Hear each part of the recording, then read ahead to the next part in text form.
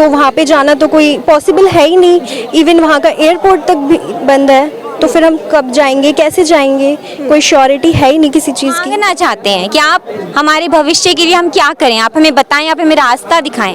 आप हमें सेफली हमारे घर तक तो पहुंचा दिया, हमारे करियर का क्या? डॉक्टर बच्चे ऑनलाइन पढ़ के नहीं बन सकते, तो हम लोगों को ऑफलाइन क्लासेस के लिए जाना है, तो हम लोग यूक्रेन में पढ़ना पॉसिबल ही नहीं है। गुजारिश कर सकते हैं उनसे, सरकार से मांगे रख सकते हैं अपनी कि आप हमारी मांगों को पूरी करने की कोशिश अब करें। ये तो पता नहीं सरकार क्यों हमारे साथ इतना मतलब नाइंसाफ़ी कर रही है। ट्रांसफर की बात है, ये कोई नया नहीं है, नहीं हम पहली बार मांग रहे हैं, ये उनने पहले भी दिया है। वो इधर लाके उन्होंने आगे हमारे लिए कुछ किया ही नहीं। हम ना वापस जा सकते वॉर में, ना हम यहाँ पढ़ सकते। वॉर के बाद से ही कोशिश कर रहे हैं कि हमें हमारे लिए कुछ हो। मैडम आप ही बताओ कि जब वैलिड ही डिग्री वैलिड नहीं रहेगी मैडम, तो हम कैसे आगे की पढ़ाई कर सकते हैं madam? MBBS is all about clinical, तो हम कब तक ऑनलाइन पढ़ेंगे? महीने से बच्चे जो हैं यहाँ पर लगे हुए हैं, रोज़ सुबह से शाम वो ऑफिस के आगे कभी मिनिस्टर से अपॉइंटमेंट लेते घूम रहे हैं, तो काफ़ी मेहनत कर रहे हैं। नमस्कार, मैं सेल भारद्वाज, न्यूज़ टीवी देख रहे हैं आप। आज मैं कुछ ऐसे स्टूडेंट्स का आप लोगों से परिचय करवाऊंगी जो कि ऑपरेशन गंगा के तहत यूक्रेन से आए थे, लेकिन आज वो बच्चे यहाँ पर राजधानी दिल्ली के अंतर मंदिर पर धरना प्रदर्शन कर रहे हैं। तमाम बैनर्स और तमाम जो स्टूडेंट्स हैं वो प्रदर्शन कर रहे हैं। क्या मांगे हैं, क्यों अब वो यहाँ पर वहाँ से आ तो गए हैं, लेकिन अब समस्या कहाँ आ रही है, क्यों ये सरकार से क्या गुजारिश कर रहे हैं, ये भी आपसे बातचीत करना चाहूँगी। सबसे पहला सवाल मैं आपसे लेना चाहूँगी कि आप लोग ने आज यहाँ धरना प्रदर्शन कर रहे हैं, क्या मांगे हैं आप लोग को? तो वहाँ से सुरक्षित बाहर निकाल लिया गया था। हमारी बस यही मांगे वन टाइम एग्जामिशन की, दैट मीन्स हम यूक्रेन से दूसरी कंट्री में ट्रांसफ़र चाहते हैं, क्योंकि वहाँ पे वॉर सिचुएशन है, मार्शल लॉ लगा हुआ है, तो वहाँ पे जाना तो कोई पॉसिबल है ही नहीं। इवन वहाँ का एयरपोर्ट तक भी बंद है, तो फिर हम कब जाएंगे, कैसे जाएंगे, कोई श्योरिटी है ही नहीं किसी चीज़ की। तो हम बस सरकार से यही मांग कर रहे हैं कि हमें ट्रांसफ़र के लिए अलाउ कर दे दूसरी कंट्री में। ट्रांसफर के लिए अलाउ कर दे। क्या ये आपका पहला धरना प्रदर्शन है? जी मैम, हमारा ये पहला प्रदर्शन है। इससे पहले हमने कई बार NMC के आगे प्रोटेस्ट किया है, 10 से 15 दिन, जिसके बाद हमें इजाज़त मिली थी कि हम वहाँ के अफसरों से जो है बात कर सकें। उन्होंने हमें काफ़ी होप भी दी, लेकिन अंत में बस हम होप के साथ रह जाते हैं। ऐसा कोई सोल्यूशन जो है हमारे लिए निकल के नहीं आया है। होप से लाइफ नहीं गुजर जाती है। कितना समय समझ रहा है कि आप लोग कितना समय यहाँ पर हो चुका है?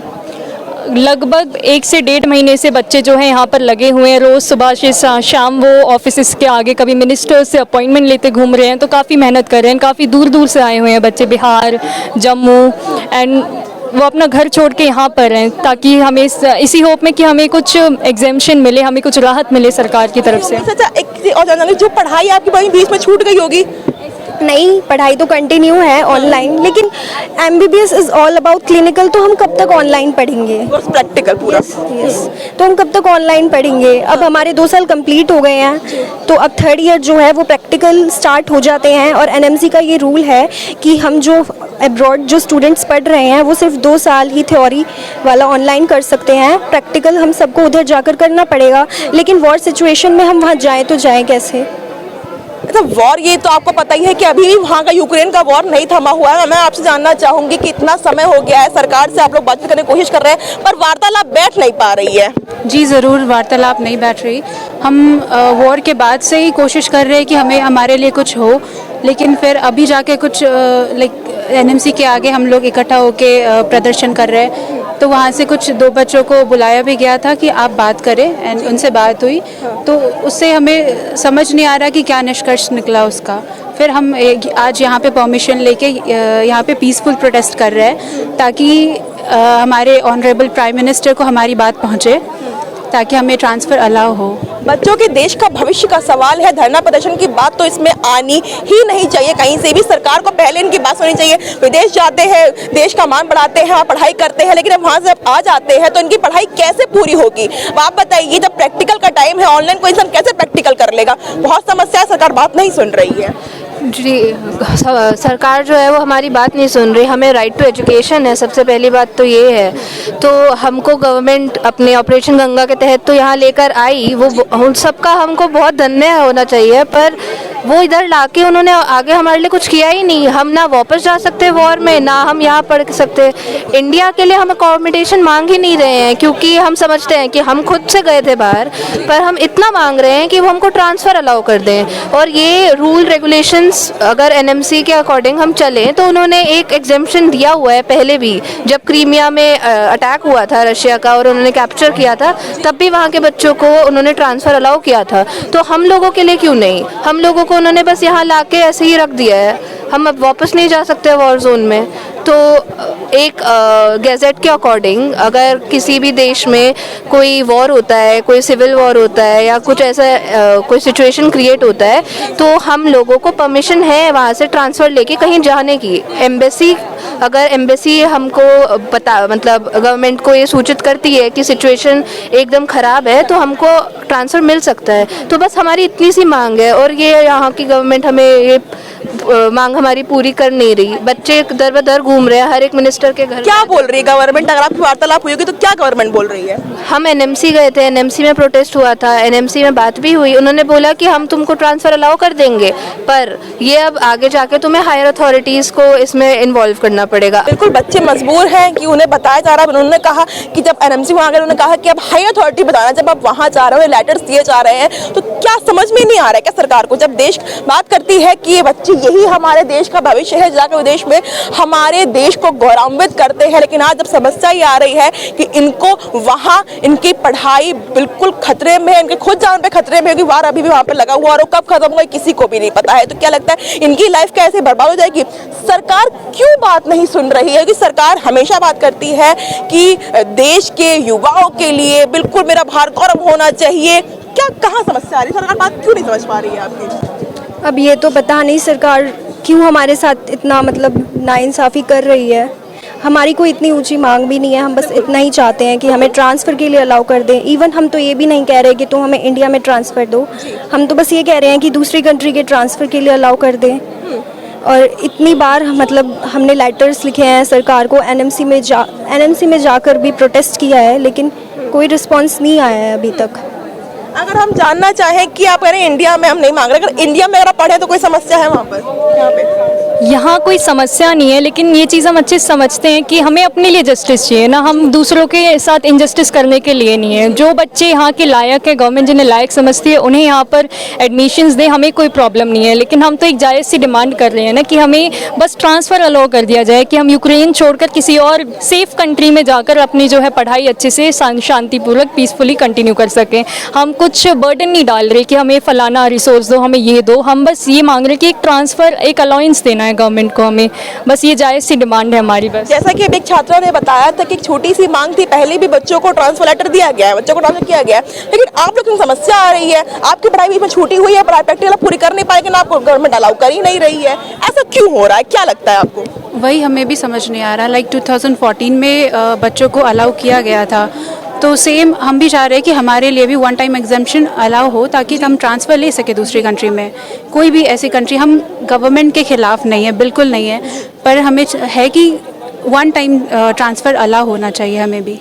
अलाउ अस ट्रांसफर, आपको ये पता है, आपके हाथ में ये है, इसमें आपने बताया है कि और जो छात्रा रहे हैं उनको अलाउ किया गया था, ऐसी समस्याएं आई थी है आपके पास, तो फिर आप लोगों, आप भी छात्रा हो, आप लोगों को सरकार निकालती, सरकार की जिम्मेदारी बनती है कि आपके भविष्य पर भी ध्यान दिया जाना चाहिए, तो सरकार आपको क्यों अलाउ नहीं कर रही है?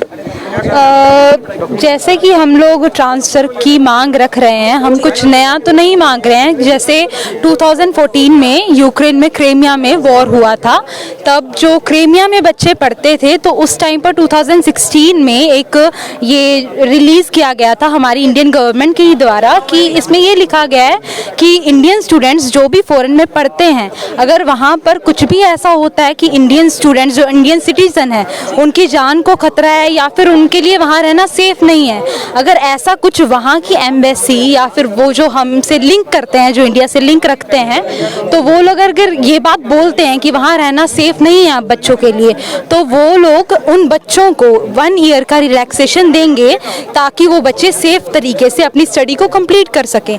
तो हम लोग वही चीज़ वापस से मांग रहे हैं, और हमें नहीं पता था ये वॉर इतना लंबा चलने वाला, किसी को भी नहीं पता था। इस टाइम हम लोगों को 1.5 साल हो गया है ऑनलाइन पढ़ते को, अब हम 3rd 3rd ईयर में होने वाले हैं, हम लोगों की प्रैक्टिकल क्लासेस शुरू होने वाली हैं। अब डॉक्टर बच्चे ऑनलाइन पढ़ के नहीं बन सकते, तो हम लोगों को ऑफलाइन क्लासेस के लिए जाना है। तो हम लोग यूक्रेन में पढ़ना पॉसिबल ही नहीं है। यूक्रेन की हर एक सिटी इस टाइम पर अफेक्टेड है वॉर से। इवन कि जो सिटीज़ को सेफ बोला जाता था, जैसे कि लवीव को, इस टाइम पर वो भी सेफ नहीं है। तो इस टाइम पर वहाँ जाना पॉसिबल नहीं है। तो हम लोग, अब हमारे पास सिर्फ 1 महीना है अपनी स्टडी को आगे कंटिन्यू करने के लिए, हमारा सेमेस्टर शुरू होने वाला है। तो हम लोग गवर्नमेंट से चाहते हैं जो चीज़ उन्होंने पहले से रूल्स में दे रखी है, तो फिर वो हम लोगों को भी अलाउ करें, हमें उनकी हेल्प चाहिए। हम लोग, बच्चे भी कम नहीं है, 1000+ बच्चे भी एक नंबर होता है, हम लोगों का भी फ्यूचर मैटर करता है। तो गवर्नमेंट से रिक्वेस्ट है कि जल्दी से जल्दी हमारी बात सुनी जाए। गवर्नमेंट से रिक्वेस्ट है, हमारा फ्यूचर भी, इन बच्चों का फ्यूचर भी ज़रूर मैटर करता है। खाली आपको ला देना, वहाँ से बच्चों को सेव कर दे, लेकिन उनके भविष्य का क्या उनके भविष्य का होगा? जैसे कोई छात्र बता रहे हैं कि उनके प्रैक्टिकल का टाइम है। आप प्रैक्टिकल में, आप घर बैठे ऑनलाइन से प्रैक्टिकल नहीं कर सकते हो। इन लोग कितने समय से घर में बैठे हुए हैं। क्या लगता है आपको, पढ़ाई तो आपकी बर्बादी हो रही है, कौन जिम्मेदार है इसका? क्योंकि सरकार जो है वह आपकी बातों को सुन नहीं रही है। आपने कहा कि आप लोग NMC हमने अपने प्रोटेस्ट किया, आप लोग गए वहां पे आपने कहा कि एक और जगह जाना है, आप लोग ईमेल भेज रहे हो, लेकिन सरकार बात नहीं सुन रही है। जिम्मेदार हम सरकार को सीधे नहीं ठहरा सकते, क्योंकि इसमें हमारी भी कोई गलती नहीं है। जो वॉर हुई उसमें सरकार की भी कोई गलती नहीं, इसमें किसी की गलती नहीं है। तो हम किसी को सीधे जिम्मेदार नहीं ठहरा सकते कि उसकी गलती है। बस हम सरकार से गुजारिश कर सकते हैं, उनसे सरकार से मांगे रख सकते हैं अपनी, कि आप हमारी मांगों को पूरी करने की कोशिश करिए। बस हम अपनी बातें उन तक पहुँचाना चाहते हैं, और जो टॉप ऑफिशियल जो कि हमारे PMO हैं, उन तक हमारी बात पहुँच जाए, बस उसी चीज़ के लिए हम प्रोटेस्ट पे लगे हुए हैं। आप क्या गुजारिश करेंगे सरकार से, क्या बोलना चाहेंगे? ये जो ट्रांसफ़र की बात है, ये कोई नया नहीं है, नहीं हम पहली बार मांग रहे हैं, ये उनने पहले भी दिया है, ये प्रूव है उसका, आप देख लीजिएगा ये। और यही चीज़ हम दोबारा मांग रहे हैं, क्योंकि हम लोग 18 नवंबर 2021 के गैजेट में आते हैं, इसमें क्लियरली मेंशन है कि हम लोग ट्रांसफ़र नहीं ले सकते। But on the second hand ये भी लिखा गया है कि अगर आप कोई कंट्री में जाते हैं, वहाँ पे कोई सिविल वॉर होती है या फिर अटैक होते हैं, एज इन ये तो वॉर कंडीशन ही हो गई है, तो इस कंडीशन में हमें पूरा अधिकार है कि हम कोई सेफ कंट्री में ट्रांसफ़र ले सकें। But on the second hand हम गैजेट के अंदर भी आ रहे हैं, उसमें ट्रांसफ़र अलाउड ही नहीं है। तो हम लोग दोनों तरफ से फंस गए हैं, हमारे को नहीं समझ आ रहा। सो दैट्स वाई हम लोग क्लियरली आप लोगों से पूछना चाहते हैं, मांगना चाहते हैं कि आप हमारे भविष्य के लिए हम क्या करें, आप हमें बताएं, आप हमें रास्ता दिखाएं। आप हमें सेफली हमारे घर तक तो पहुंचा दिया, हमारे करियर का क्या? अब घर पे तो हम नहीं बैठे रह सकते, ना ही ऑनलाइन कर सकते हैं, आगे का क्या? अगर आप हमें ट्रांसफ़र देंगे तो हम अपनी कोई सेफ कंट्री में जाकर अपनी जर्नी जो है उसे कंप्लीट कर सकते हैं। और अभी हमारे 2 ही साल हुए हैं, ये नहीं है कि हम 6ठे साल में हैं या हमारा आखिरी साल चल रहा है, ऐसा भी नहीं है। तो हमें ज़्यादा प्रॉब्लम हो रही है। मैडम आप ही बताओ कि जब डिग्री वैलिड नहीं रहेगी मैडम, तो हम कैसे आगे की पढ़ाई कर सकते हैं मैडम? जब FMGL 2021 के रेगुलेशन में यही लिखा हुआ है मैडम कि आपको एक ही इंस्टीट्यूट से होल कोर्स कंप्लीट करना है, और आप लोग को एक ही कॉलेज में ही पढ़ना है मैडम, एक ही सब कुछ वहीं से करना है। तो जब तक वो रिक्वायरमेंट हम फुलफिल नहीं करेंगे मैडम, तो हम कैसे आगे जा करके वो नेक्स्ट के लिए हम लोग एलिजिबल होंगे मैडम?